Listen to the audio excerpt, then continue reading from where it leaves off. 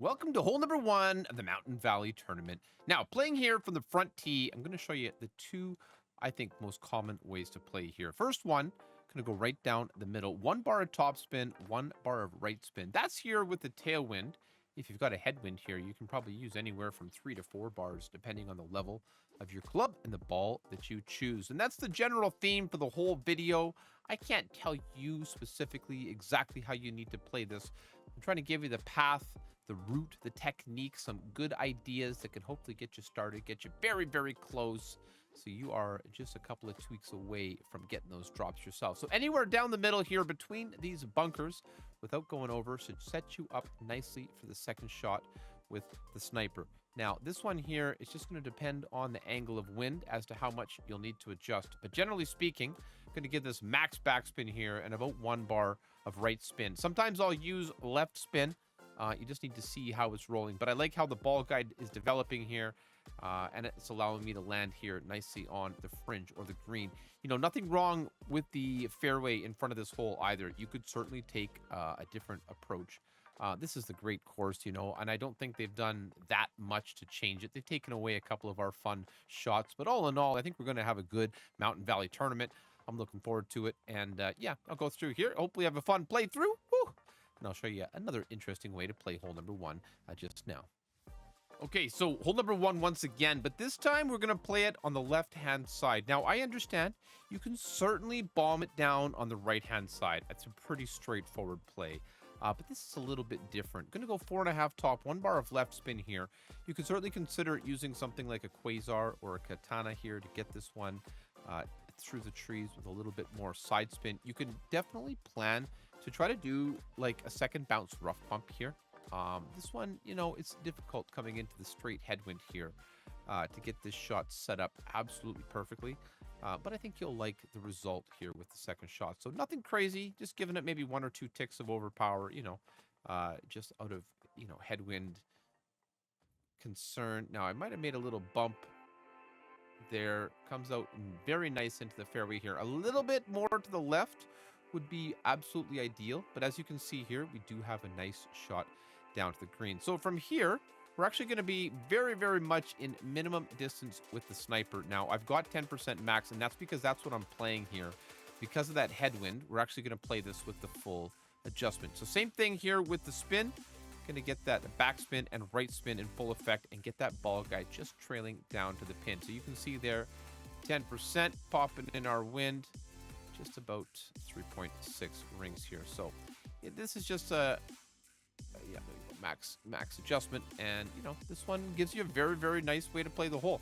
You can see, I must have, what did I do? I don't know.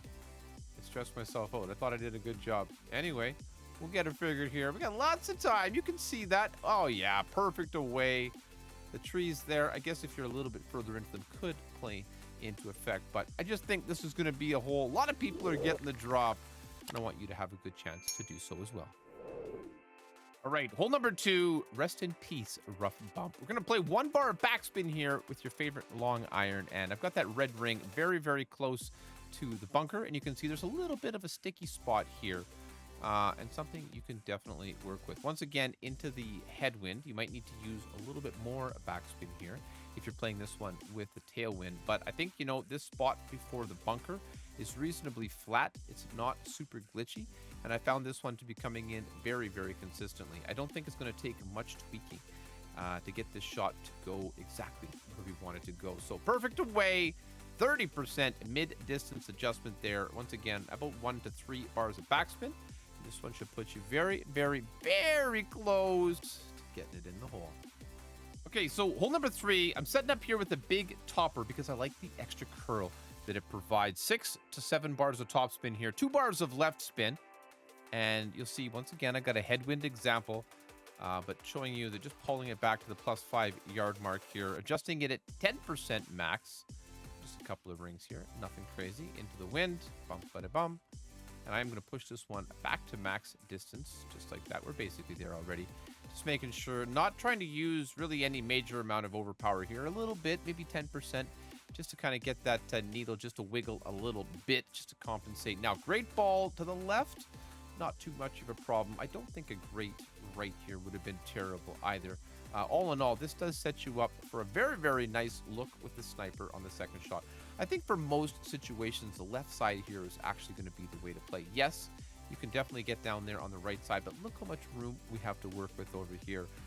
Nothing like a bunker or anything in our way. Just a straight look over to the pin. So as you can see, I'm setting this one up with a little bit of backspin, a little bit of right spin. Just trying to get it to, work with the curvature of the green there. You can see how it slopes in from the left to the right. Maybe it would have been better to use left spin, and this is the kind of thing that we can work out in, in the tournament when you're playing with the live wind conditions. But I'm trying to get this one really, really close, and I think this is going to be a safe setup that basically everybody can do, so it's just something to work with. Just a clean little look, comes in at a nice speed. I like when it bounces on that fringe, just about slightly over adjusted, but gives us a good play. Okay, so hole number 4, this par 3, going to show you 2 ways to get this one close. 4 bars of backspin, 3 bars of left spin, setting up with the Goliath and the Katana ball here.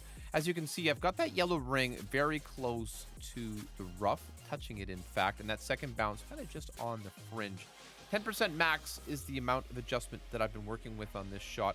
So just be aware, as I'm sure you are, a bad great left or any kind of great left here would definitely put you in danger. This is, it can be a tough hole all around. Depending on your skill level, you might just try to play this one for a very safe, just center of the green type of birdie. But I do think this will give you a very good look at a possible drop. Now we'll take a look at something a little spicier. Okay, so hole number 4, same ball and club choice here. I got the Goliath 6. I'm setting up with 6 bars of top spin, 2 bars of left spin, and in this wind condition, I'm actually playing this at negative 5% max. That's going to possibly change, if you've got a strong headwind here, strong tailwind. I don't like playing this in a strong tailwind or in a left to right wind. I'm not a big fan of pulling down into the bunker. Yes, you can certainly create a shot that will work around that, but just keep in mind that it just adds another layer of complexity that, especially if you're just getting new, interested in a rough bump, maybe you're a new player, just keep in mind that just adjusting a flat spot like that, I think is going to help you have a bit more consistent outcome. Hit the perfect ball. Got to get the perfect. Should put you in a beautiful position here. This one comes in at a nice speed. Gives us a really good look at it. I think we'll be getting some drops here in the final round, or the weekend round, excuse me.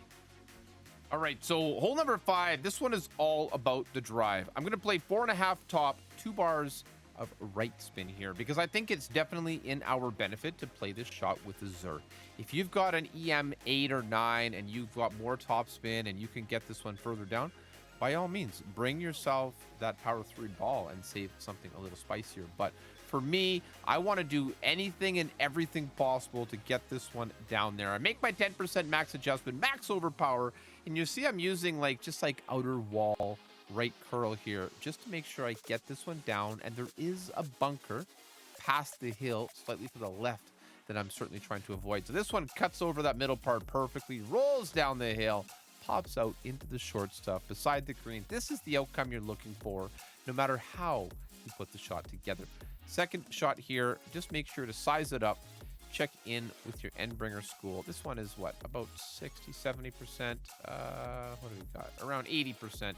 So I'll play this one with no spin. Tip of the ball guide just into the back of the pin there, back of the cup. And we're going to change it to 20% elevation, 80% on the slider. Put that wind in, 3.6. And then you can see the middle number there is how many rings you want to play. Make sure you check out Jared A. Endbringer School. I haven't talked about it in a little while, but it's definitely the way to play, the Endbringer. This is a club that's changed Golf Clash for me in so many ways. So hopefully you can get the eagle here. This is going to be an important drop if you want to get yourself a banner. All right, so hole number 6, once again, with the extra mile and the Titan ball. Setting up here, 4.5 top, 2 bars of right spin. Looking to get down near the end of that second fairway. Stretching it out to see where we would be with that overpower. We're going to make a 10% max adjustment here. Now, of course, this is very, very helpful, having a tailwind on this hole, and it helps you get this drive executed. A little couple clicks of right curl, nothing crazy. kind of middle wall, right curl, if you will. Hit that perfect if you can. It's nice to have the slow needle. Look, if you're having trouble making it over with the power 3 ball here, you can either use a kingmaker, help cut down that wind, or you could certainly consider a power 5 ball here. Once again, you know, these holes like this, it does give you a really good reason to use it. Second shot here, we're kind of around anywhere between min to mid with the sniper here. Playing this one approximately at that mid distance, or with the slider. Is also a good way to look at it. 3 to 4 bars of topspin here, 4 top, 1 right on this effort. And I'm just trying to eyeball it, play it with some feel. You should probably have a nice ring reference on your landing position. Instead of it being like 72% of the red ring in the rough, maybe you want to have the top of the red ring there. I don't know, maybe the top of the yellow ring. That could work as well. So work a little more consistency into your shot. Sometimes I like to play with my feelings. You know what I mean? But this one, once we get this one figured, it's going to be a big drop for lots of people. I think so. Woo, getting close. See you on number 7. All right, hole number 7. I'm going to set up here on the left-hand side with the bottom of the yellow ring touching the rough and that red ring just touching the tree. Anywhere from 2 to 4 bars of backspin here and about half a bar of right spin. I play that shot with the katana and the Goliath here. And as you can see, this whole position has moved considerably over from the right side, which allows us a lot more of a straight shot directly at it. Now, I'm sure with the right level of club, you could definitely play some kind of a rough bump there.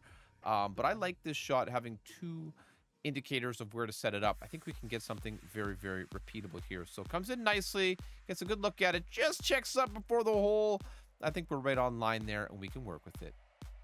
Hole number 8. For this part 4, I was really looking at trying to get there the safest way possible. Setting up with a level 9 quarterback and a katana, max back, max left spin, and you can see I'm stretching it out with the blue ring touching the rough there. So I'm going to play this with the 10% max adjustment. We're going to give this one max overpower and max left curl. The thing that I like about this shot is I've hit great left, I've hit great right, and it's left me safe every time. Playing it through the trees in the middle, doing that, you're going to hit the tree, you're going to find yourself disappointed. I think this is going to get you down there and give you a chance almost every single time in almost every wind condition. So second shot here, it could have been a putt if you're, you know, if you're a little bit luckier. Otherwise, I just want to show you this very straightforward end-bringer shot, less than mid, somewhere around 35-40%. Yeah, 30 odd percent there. We'll play that one. 20% elevation with 30% slider there. And no spin once again. This should put you in a very good position. As you can see on this course, there's a few key par 4s, which might remind you of the last course we just played. A few key par 4s that you need to get figured out. You got to get the 2 on your card if you want to have anything to do with the podium at the end of the tournament week. So keep that in mind. We'll get the drop here. We'll check out the final hole. Hole number 9, I found the most consistency here on the left-hand side. Now, with good wind, you can play this with the power 3 ball, max top spin, about 1 bar of right spin. And I'm setting this one up to play it with max overpower. The nice thing is here that you don't absolutely have to push it to max, but the big topper accuracy, this could definitely put you in trouble with a bad great ball. So consider your, consider your skills and, adapt accordingly. If you do well here, perfect away, this should put you in a beautiful position to get yourself a rough bump albatross, because we all know we want to end our rounds with that Albie baby. So this one rolls down nicely past the shadow there, puts us in a really good position.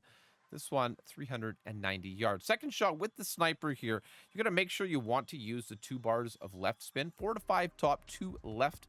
The thing is, if you don't use the left spin, you got that yellow ring on the edge of the rough, and a great left will send you flying. So I recognize that. So then I change my spin, add the left spin to put me, as you can see, in a much safer position. If you land here with a slight great left or great right, you'll be fine. It's a big enough green. It'll put you in good position. 10% max. I'm playing for the Albie here. And if I get the albatross, you got to hit that thumbs up button. Subscribe to the channel. We're getting ever closer to 10,000 subscribers.